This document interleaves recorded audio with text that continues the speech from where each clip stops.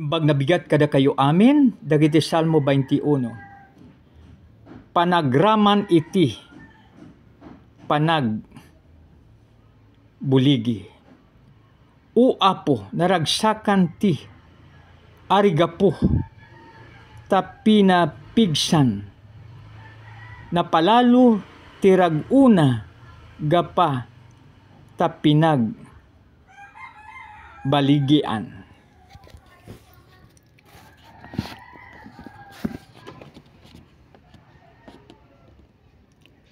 Dos, intig mo ti tinariga gayana, kit inupangagno ti dawat na, sinarhuam kadagiti, na indaklan i bendisyon, kit binalangatam iti kuruna a balitok, nagkidaw iti biag kit intid mo kinkwana biag i napaot ngat awan ingana. Dakil ti dayag na gapu iti panang tulong mo daw kin tan-o kinkwana ti intid mo. Kanayon nga ada kinkwana ti bendisyismo, kiti kaadam ti mangpuno kinkwana iti radko. 7.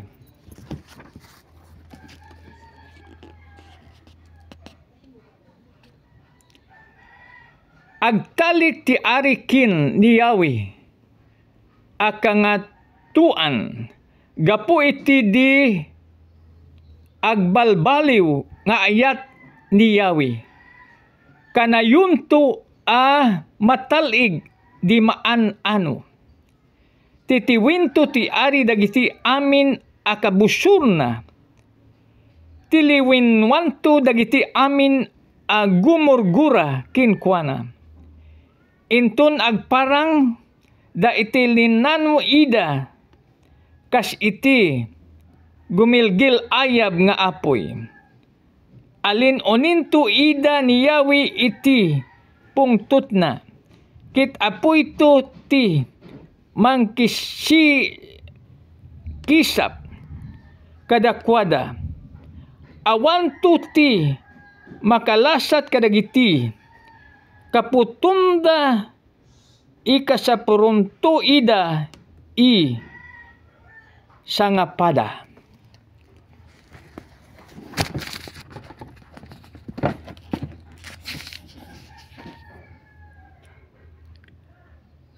Agplanuda iti dakis, kit agtutugdag ta iti, maibusor kinkwana, gim di danto agbaligi. Agtararay danto inton, panaim na ida, maitan uka o Apo iti bukod mo, apigsa, ikantakin, adadawan mi, ti panaka balin mo. Filipino version. Sa punong mga awit ni David. Ang hari ay nagagalak o Panginoon sa iyong kalakasan at sa iyong pagliligtas ay napakalaki ang kanyang kagalakan. Ang nais ng kanyang puso sa kanya iyong ipinagkaloob at ang hiling ng kanyang malabi ay di mo ipinagdadamot. Sapagkat sinasalubong mo siya ng mabubuting pagpapala. Pinuputungan mo siya ng kurunang dalisay na ginto sa ulo niya. Siya'y humingi sa iyo ng buhay sa kanya iyong ibinigay. Haba ng maaraw, magpakailanman. Sa magitan ng iyong pagliligtas, dakila ang kanyang kaluwalhatian. Ipinagkaloob mo sa kanya karagdagan, karangalan, at kamahalan. O ginawa mo siyang pinakapalad magpakailanman, yung pinasaya siya ng kagalakan sa iyong harapan, sapagkat ang hari ay nagtiwala sa Panginoon at sa magitan ng tapat na pag-ibig ng kataas-taasan ay hindi siya natinag.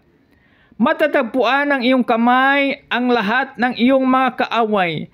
Ang manapupuot sa iyo'y masumpungan ang iyong kanang kamay. Gagawin mo silang gayang mainit na pugon kapag ikaw ay lumitaw. Sasakmalin sila ng Panginoon sa kanyang kagalitan at sa apoy sila'y malulusaw. Pupuksain mo ang kanilang bunga mula sa mundo at ang kanilang binhi ay mula sa mga anak ng mga tao.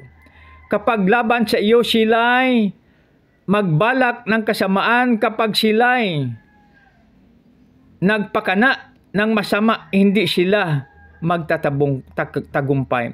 Sapagkat iyong pinapatalikurin sila, iyong iakma sa kanilang mamuka ang iyong mga pana.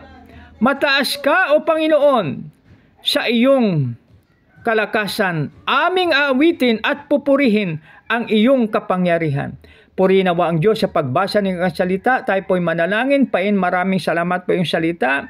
Tulungan mo po kami po na aming maalaala ito at aming ma-share po sa aming kapwa. Panginoon, maraming salamat. Gamitin mo po kami sa makapangyarihan paraan para sa iyong kalawalatian, O Lord. Sa aming dakilang Ama, ang Diyos ni Abraham, Isaac at Jacob, dinadalangin po namin ito sa matamis na pangalan ng iyong anak na si Jesus na aming Panginoon tagapagligtas. Lahat po ay magsabi ng Amen.